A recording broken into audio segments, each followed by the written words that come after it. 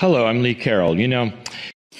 I am the wisdom of the feminine divine, in honor of the wisdom of the masculine divine, speaking in these times of change, encouraging you to know the unity that is possible within you. Continue to grow in that which you understand as wholeness. Continue to understand what it means to merge the energies within.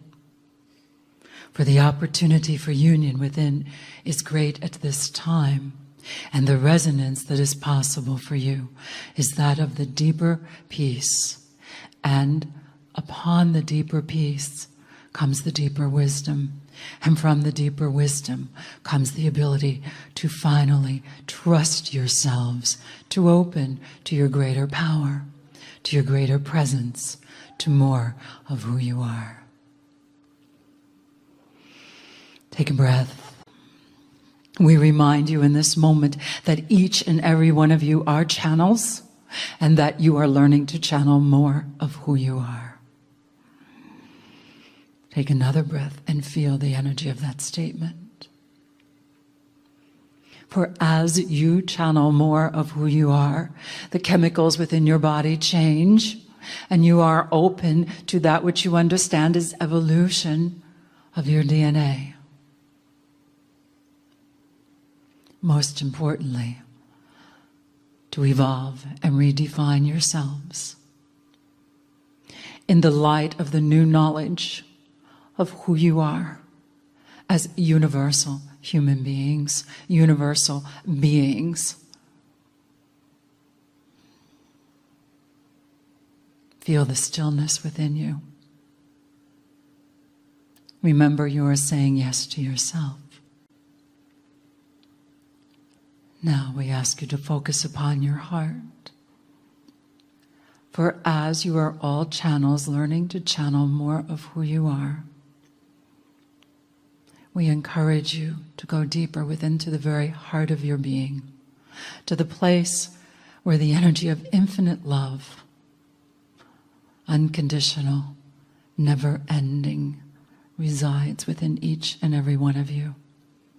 And as the union continues to grow inside of you, the strength and the ability to radiate infinite love becomes more profound, more real in your everyday life, and more possible. Nurturing yourself first, and then to nurture others. In this moment, prepare yourselves. Prepare yourselves to receive more of who you are as you listen to the words of Kryon, knowing how connected we all are, opening to the deeper unity, living in profound peace, growing in wisdom. May you smile more. From the Kryon entourage, I am the wisdom of the feminine divine, in honor of the wisdom of the masculine divine. The blessings of unity, may they be all that you desire.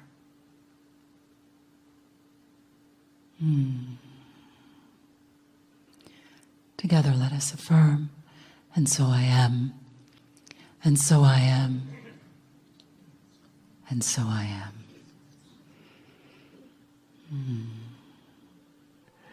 Greetings, dear ones. I'm Kryon of Magnetic Service. My partner steps away from his consciousness in a move that has been practiced for years. And this is not an easy human attribute. For yet again, the human wants all the time to be in complete and total control over those things which are most pertinent to their survival. And one of them would be their consciousness. And so the channeling that you see of the type that you are looking at in this energy is a bit different than that of the past.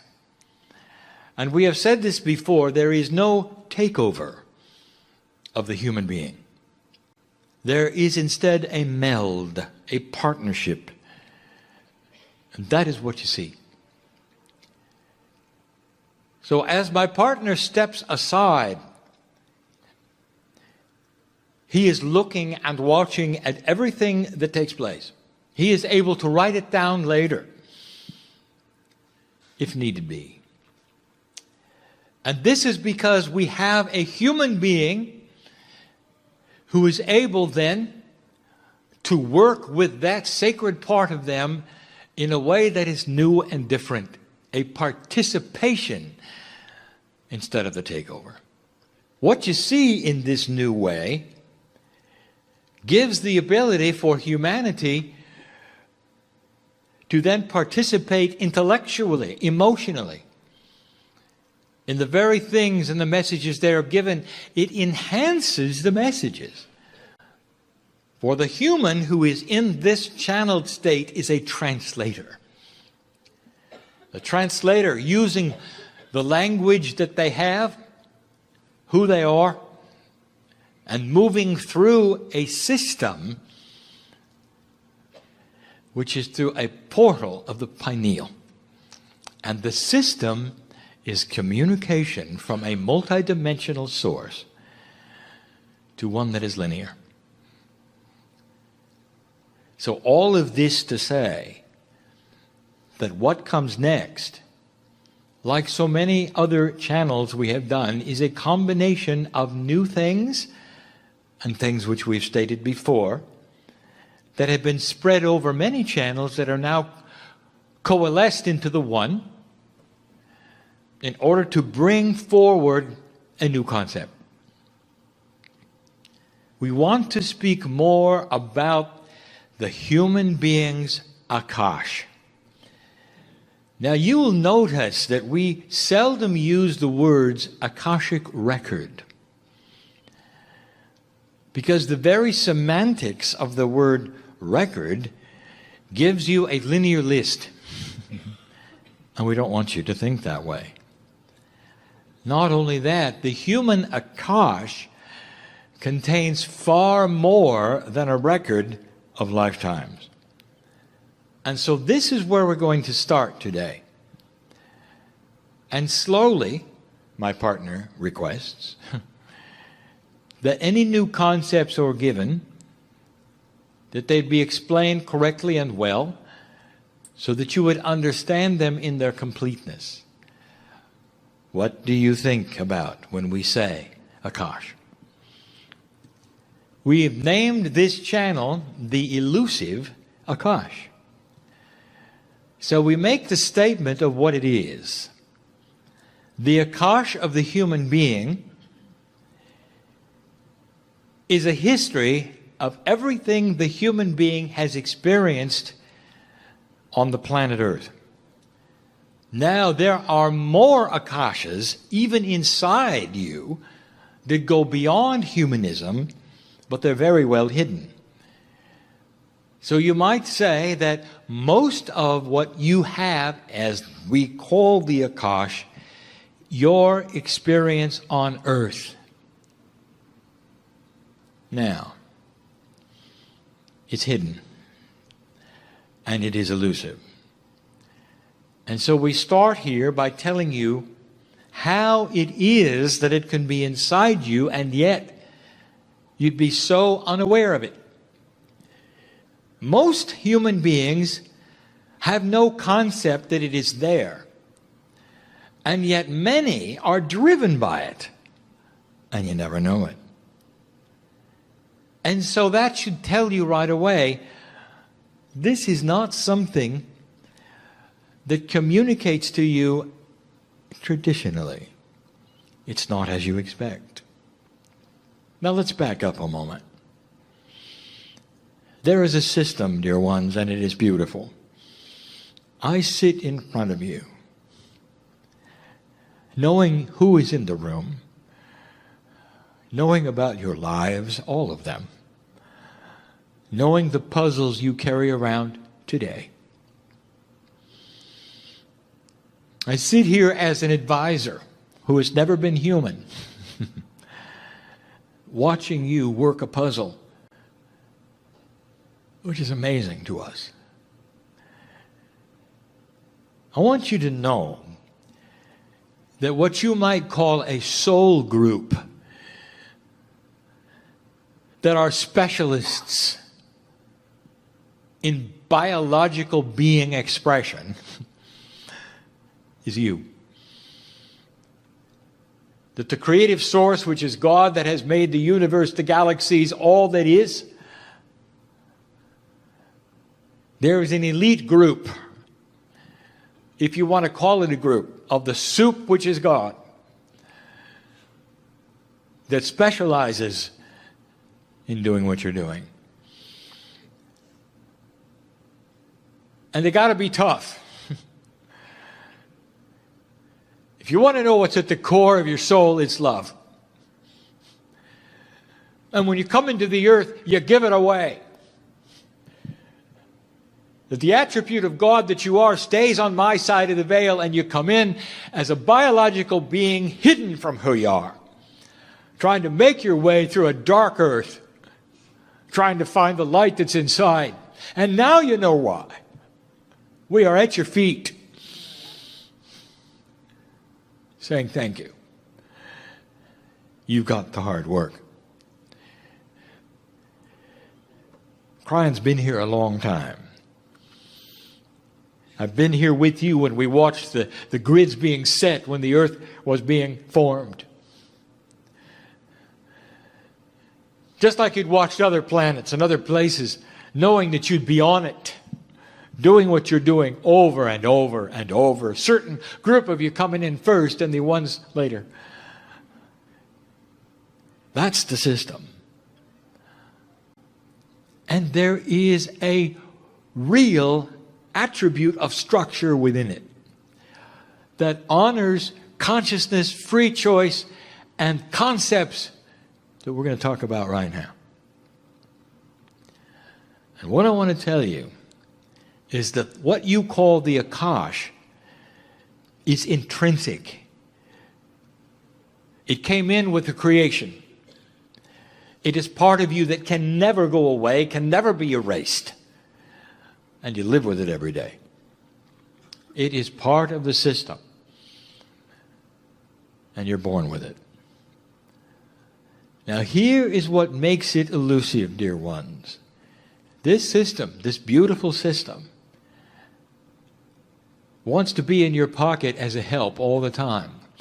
But it responds to the human free will attribute on the planet. If humans decide that the planet should go backwards into darkness, the Akash behaves differently. If humans decide that humanity will increase in consciousness and the light will start to take over, the Akash responds differently. And we have given you this information about what to expect in the future regarding what we have discussed as instincts of humanity. So we're not going to cover that again. I want to talk to you about the Akash. It is so elusive.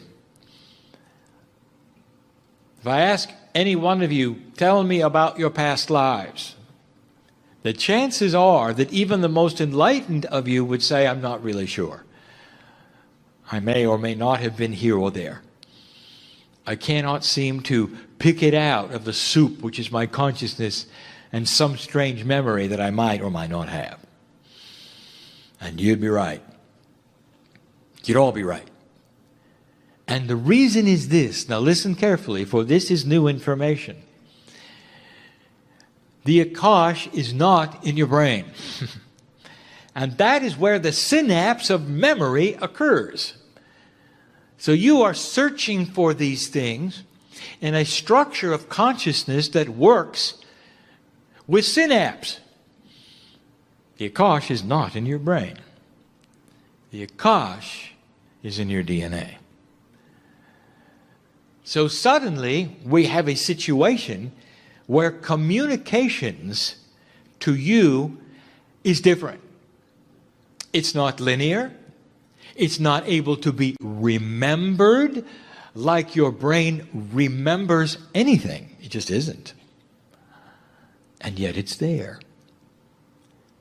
So what we want to tell you is that DNA communicates to you and your consciousness in a different way than your brain does. And this is complex, but I'll say it anyway. It has to get to your brain somehow for you to cognize it. Because that is your consciousness. And it does it with what we call overlapping multidimensional fields. Now, this is not a mystery. For in electronics, you have this as well. But it doesn't talk to you in memory, in synapse, in structure, or in linearity. It talks to you in emotional concepts. The process of overlapping multidimensional fields has a name in electronics, and it's called inductance. It's also the way that the sun transmits to you the information, even astrology, through the heliosphere to the magnetic grid through overlapping fields. So this is repeated. It's fractal. It happens even at the basic DNA level, where you have a field around your DNA which interacts with your consciousness. All this to say that the Akash is elusive, because it does not allow you to remember as you're used to remembering. It's not traditional. So let us speak of those things, how it works, what the energy of it is today, and where it's going. The Akash has what we would call drivers. Drivers are what drives the Akash into your brain and allows you to feel something. It does not come as memory, as we said. So the Akash does not feature past lives per se. The Akash does not broadcast to the brain who you were, where you were, when you were. No names, no genders, even though you think you might know. What it does is give you experiential, emotional concepts. You think you were someplace, you think you did something. That's coming in a moment, but that's not the drivers. I want to tell you where the drivers are and what they are right now. The Akashic drivers for humanity at the moment are the same ones they have been for eons. The things that you will remember first that drive themselves into your consciousness about your past experiences are fear and drama and unfinished business. And you know I'm right.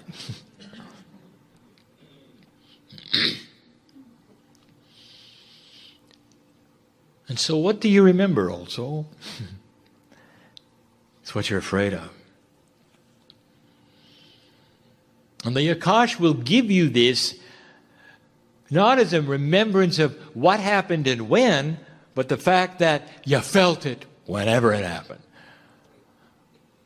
They're called drivers because they drive you into action, or, in many cases, non-action. You won't go here or there because of what you feel. The concepts are at the DNA level, and they radiate and drive you through their exposure to the brain of emotion. Why are they so low energy? Why is there fear and drama, unfinished business, and, yes, let's call it what it is, guilt? Why? And we have given you the information before. It is because of the energy that you've created on the earth by free will up to this point. And that's changing. And imagine an Akash which is realigning its drivers.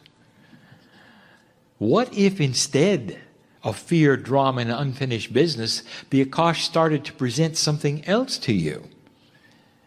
And it will. It comes with the territory of this new energy, of the recalibration that is going on, a change in the way Akash communicates. Because you are increasing your vibration. All of the cells in your body know what's going on in this a new era. You might ask right now, well, Kryon, does that mean that everybody's Akash knows? And the answer is yes. The difference is whether the brain will allow it or not. Now here's where the pineal comes in. The brain also has its drivers and some spiritual drivers. You will call them filters, things that it starts to allow or not allow based upon a new consciousness that you are creating. And part of that is the allowance of the Akash to talk to it. Those in this room who are listening to this message and those who are listening later to this message will start to understand that as they increase the light they let in, awareness, truth, it changes then the communication of the Akash. And the drivers start to change. Now let's talk about one of the chief drivers and how it works in a moment. But I want to tell you there are always exceptions to the rule. Because these things I am telling you are not absolute for every single human being. There's always those who are different. And the reason is because your life's path, what you came for, and what you're doing on the planet, in service to humanity or not, is unique to you. So I give you an overview, and that's all I give you. But let's talk about one of the exceptions. And this is where you're going to start to see what I'm saying. The child prodigy is not driven by fear, drama, and unfinished business. The child prodigy who plays the piano like a master when they're 4 is driven solely and completely by their craft. The painter who paints like a master when they're 8, driven by their craft, and that's all they see. And so therefore you have the puzzle in psychology where you will have a human being without the possibility of having remembrance of something that in 3D they never experienced in this life. And the puzzle for psychologists is, how could this be? Where is it in the brain? I will tell you, the DNA is pushing it to the brain as fast as the brain will receive it. The craft. Where do your hands go? How do you hold the brush? What are the notes? Do you remember the music? That's a special case, dear ones. But you see it often enough for you to know it doesn't fit with synapse and memory. That is the Akash at a multidimensional level, pushing something to the child that's conceptual. Art, music, poetry, sculpture. All of those things. It takes lifetimes to make a master. And they will be born over and over, continuing the one that they left off. And all they want to do is keep going. Now that's different than yours, but what you would call the possibilities of all the things that I've talked about are reduced to one thing for them, the one focus for them, and you get to see it in a child prodigy. But in most of you, it is not that way. The thing that drives most of humanity in the drivers is what you have labeled karma. Now, karma is more than unfinished business. Karma is something that you have experienced an emotional response so often that you want to do it again. Not necessarily something you didn't accomplish, so you have to do it. Karma doesn't often even feature completion. It just is. Policemen become policemen, and military men become military men, and mothers become mothers because they have in the past, and that is what they remember, that's what they see, that's pushed to their brain, and they go and do it. You want to know the classic? The classic that psychologists have a really hard time with. It's hard to describe, but you know it exists. These things that you remember, sometimes they're not pleasant, but you remember them as you, and you can't deal without them. That's karma. There are human beings who come in that are convinced they don't deserve to be here.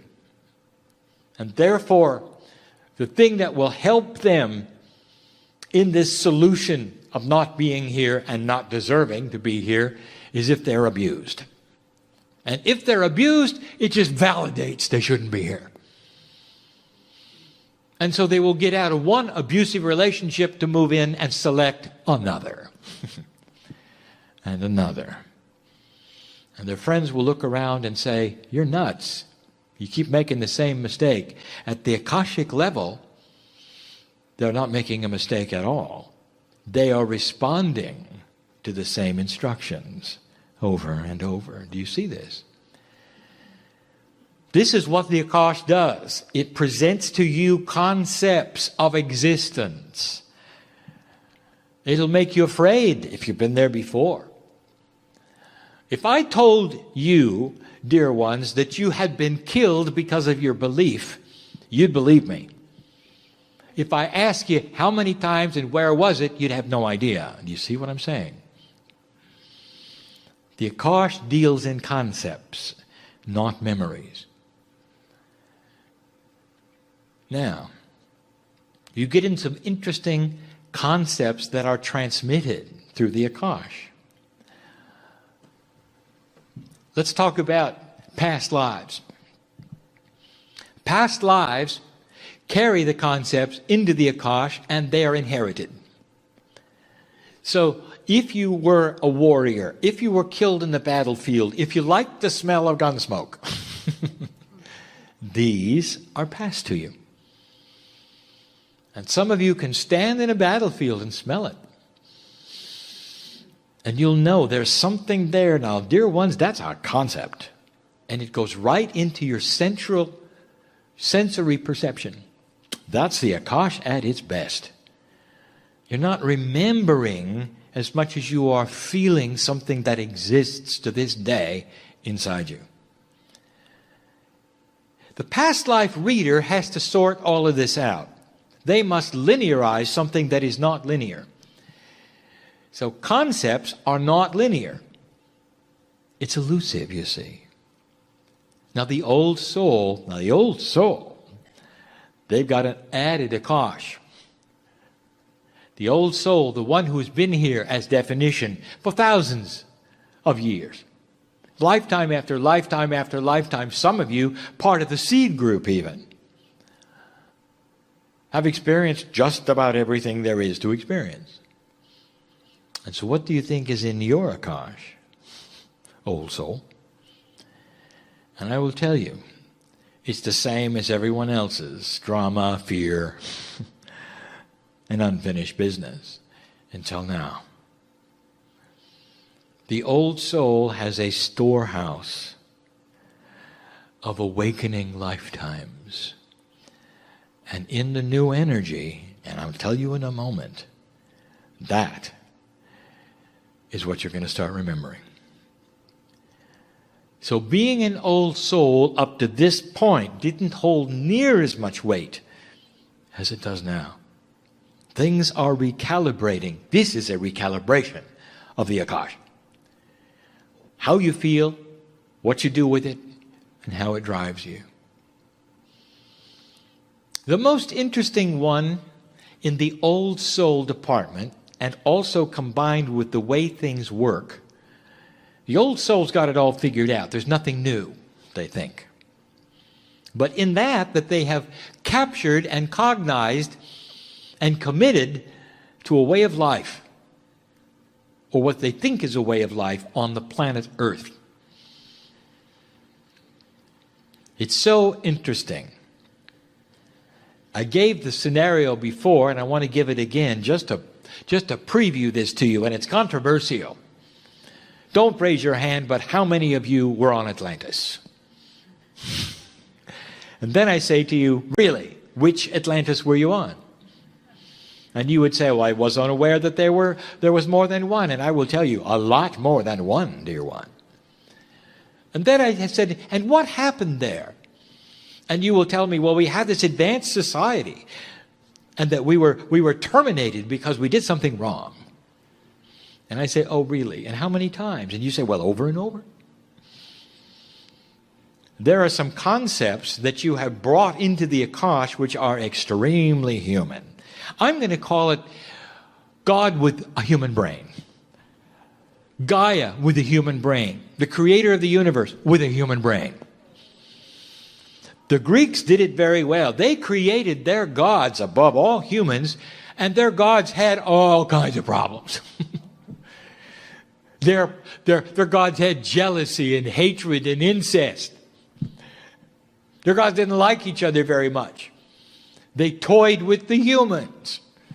There was judgment. There was anger. That's the mythology of the Greeks. Well, of course, you're way above that today. You've got a God who is love. And then there was a war in heaven and a fallen angel and anger and judgment and grief. You have simply done the same thing the Greeks did, only it's a little more modern. That comes from the Akash. Believe it or not, it's a conceptual belief that consciousness is the same all over the universe, and it's human consciousness. Gaia, as a beautiful entity, gets angry and strikes you with lightning. Gaia, as a beautiful entity, gets angry and dries up the ground so you can't have crops. You see what I'm saying? That comes literally from the old soul. The longer you've lived on the planet, the more you associate your consciousness of humanism with any other consciousness that you see in the universe. And that is going to change as well. So why the Atlantis issue? All right, I'll explain it yet again. Lemurian. You got off that island when it started to sink, the mountain of Hawaii. We've given you this information before, and you escaped. You know what Lemurians like to do? You know what was in their Akash all along? The concept of island protection. You look for another island. And whether it's a city-state or an actual island, you want to be on one. Because that is in your Akash. It's a concept of being. And so many Lemurians over history ended up on islands. And through often natural recourse of volcanic activity and earthquakes, the islands would go under. And that was in your Akash. Now, what do you think you did next? Look for another island. Next lifetime, look for another island. You know, it's interesting, but it's extremely human that when bad things happen, you blame something, someone, somehow, usually yourself. You get guilty about it. And now you've got another consciousness going on that the island did something to you. That's the Gaia effect, supposedly, that Gaia is angry. The Gaia effect, actually, is a beautiful cooperation with human consciousness. But your Akash, which is very elusive, will tell you differently. So the old soul remembers Atlantis incorrectly. Atlantis is simply a generic name for an island you're on which destroys itself. And you've done it many times. Most islands surrounded by water had a reason why they're surrounded by water. Many are volcanic. Sometimes they sink. Sometimes they're in vulnerable places and they've been covered by more water when there's flood. Sometimes it's cyclical. Sometimes it only happens with the water cycle every 1,500 to 2,000 years. count on a Lemurian to be there. Did you ever think of that? This is not to discount Atlantis itself. This is to tell you there were many of them. This is what the experience has been for you. And we always have to ask, which one are you talking about? As far as advanced technology, I'll tell you what you are calling advanced technology is high-minded conscious thinking. That's your high tech. Because on an island, you can get together like you did in Lemuria and think as you wish. You can even raise the vibration of the land you're on. You tend to want to do that because you did it before. It's not about machinery. But that's not what your Akash tells you, because it's conceptual. Turn the page with me for a minute. I want to tell you about the new drivers of the Akash. And they are compassion and love and finished business. These are going to be the ones that are going to be received from the old souls' brains, who start to think out of the box of traditional thought, who start to see that they are not ones who don't belong here. That the self-worth department is not in the cellar anymore. It's out in the light and it sees that it deserves to be here because it's time. And in that process, it gains self-esteem and allows the Akash to speak to it in higher concepts, compassion. Ask a surgeon about how human beings can keep themselves alive and will themselves through a surgery. Ask a doctor if he's ever seen mind over matter. A doctor who works with people. And all of them will have their stories. All of them will have their stories. And so what about a human being who becomes a higher thinker, who starts to see that they are worthy of being here? What do you think their chemistry is going to do? The Akash speaks to this through concepts. Into their brain goes the concept, there is no more karma. They have voided the karma, and we told you that 23 years ago. When we wrote the first communication, drop it, it is not needed anymore, go forward. It is not the driver of humanity or civilization. And some of you are mystified because without the driver of karma, you seem empty. Let me tell you, it's time to understand what that is. It means that you control your life. It means you're not a victim of the circumstances that push and pull around you. You've dropped it. And so now you're open to whatever you want to create. Now that's conceptual. And human beings who don't get the message think there's something wrong. They liked the other feeling of being incomplete. It's a recalibration. No more karma. Past lives do not have the influence that they used to. And the things that you used to remember about the past lives are recalibrated, and you remember success, love, compassion, results. And you want them again. Do you see where this is going? Imagine a human being driven only by positive things. Imagine. Imagine a human being driven so completely by positive things that they will develop books and television shows and movies about positive things. Imagine how that might change what others see and feel. Imagine how the few can show something to the many that might change the planet, old soul. And the way things work, I'll tell you, you start to remember not the mythology, but the reality of God. You are part of the puzzle. You are a part of the universe. You deserve to be here. And the way things work is that the more you awaken, the longer you're going to live. And you never see an angry God. You never see the mythology of one who has judgment. Never existed. That's a human thought placed upon God. Gaia becomes your partner. Not one you have to give offerings to because it might hurt you. You see the differences?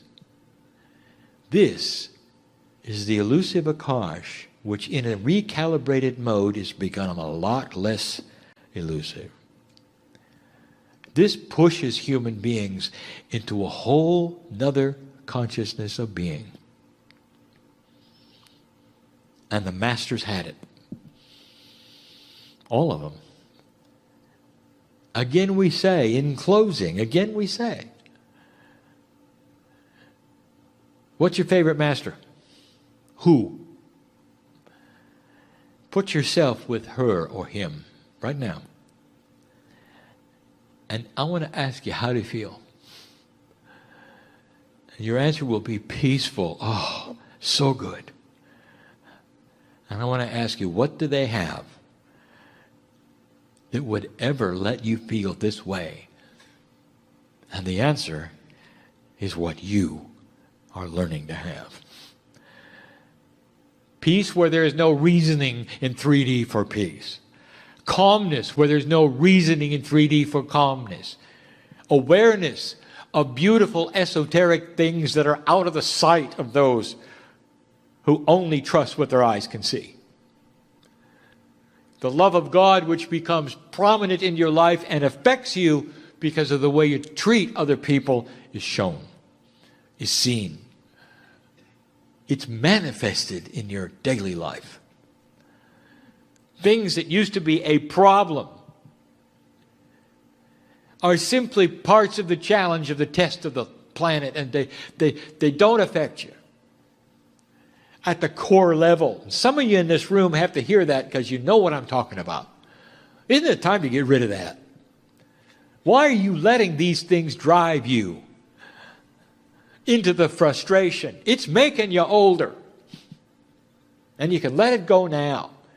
The catalyst to an enlightened planet is sitting in front of me.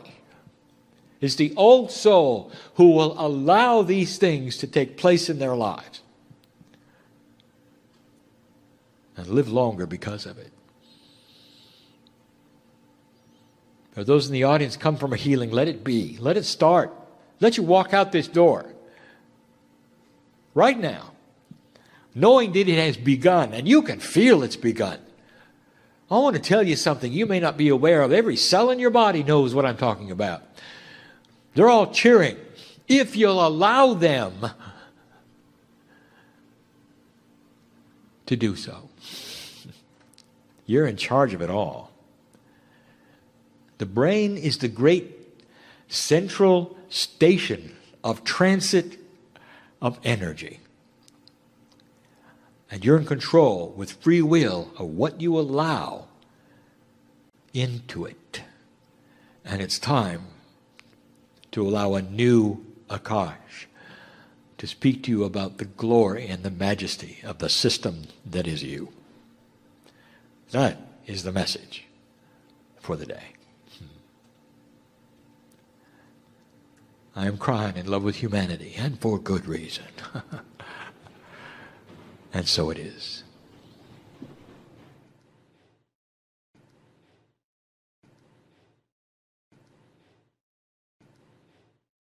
Hello, I'm Lee Carroll.